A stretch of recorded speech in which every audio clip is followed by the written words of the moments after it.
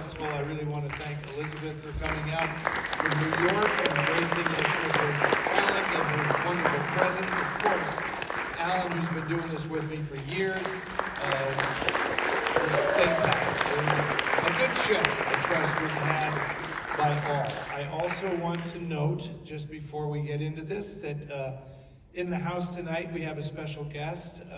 One of the performers who is really special in this film is Peggy Lee, and her granddaughter is in the house tonight. Holly Foster Wells is in the house. I don't think she has seen this film on a big screen. That's what I'm hoping. So that's sensational. And I know you're out there somewhere, right, Holly? Right, Holly? She is, but she's in the restroom. Perfect. That's okay. That was great. That gag paid off. Very good. Okay. And Alan, you have some bit of news to share with us.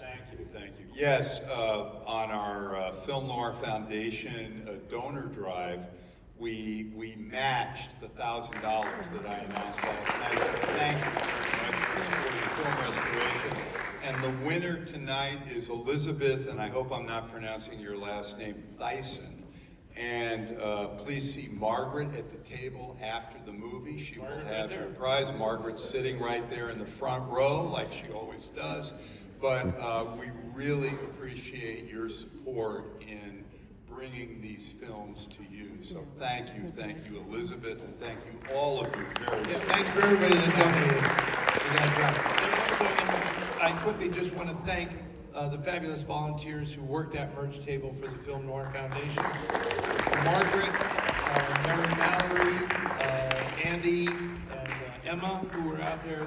They're just fantastic. So much appreciated. And I would like to thank, on behalf of all of us and everyone in here, the one and only Brian Light, who keeps the trains running on time.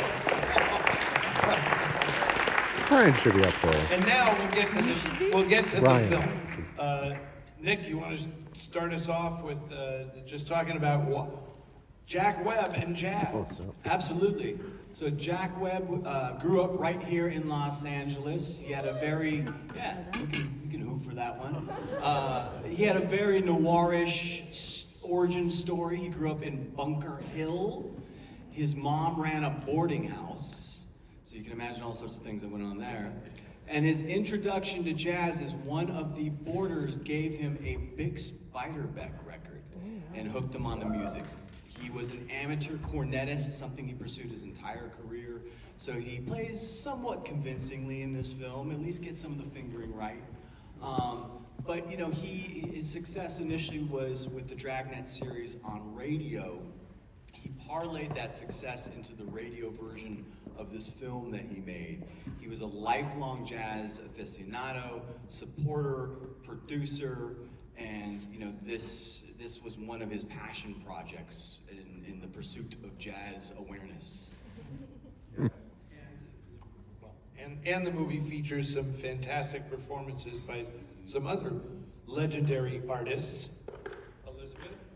Ella Fitzgerald in one of only 4 cameos, and they were all cameos where she played a singer.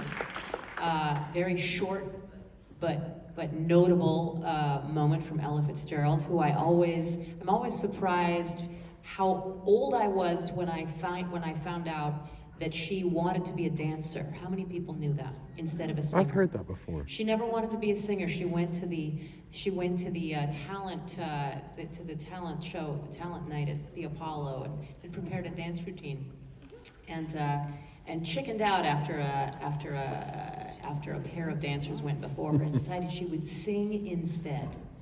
And Ella Fitzgerald was born. Very quickly, she was a sought-after vocalist.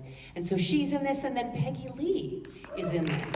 I know, Peggy Lee, it's fascinating to me. Peggy Lee is really the first female singer-songwriter. She wrote or co-wrote more than 250 songs, collaborated with Duke Ellington and Harold Arlen, and was a multiple threat, and she's phenomenal in this because she also is a fantastic actress.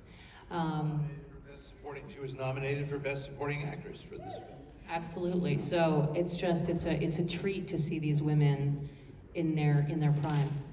She was in the remake of The Jazz Singer that Michael Curtiz directed, and he actually gave her away on her wedding to Brad Dexter as the best man. And one last thing about Jack Webb, I had the opportunity to talk to Harry Muller, and he said Jack Webb had the best stereo system in LA, and he had the best jazz collection ever. And when they filmed the second edition of Dragnet, he said it was the most efficient TV, anything he ever did, and he said they never moved an effing light. He said it was so good. So, and Jack Webb was a really, really accomplished guy. And as he was said, this is his passion project, this movie. And for the real noir heads in the crowd tonight, you get to see Lee Marvin play the clarinet. So, I mean, yeah, you're not going to see that in any other movie. So, yeah, that's the gravy in this film. So we all thank you very much for coming out for this year's festival. It was Thank you so much. We love it. great fun. Thanks for you. sticking around tonight to see Jack Webb's passion project. Here is Pete Kelly's Blues. Thank you. See you next year, everybody.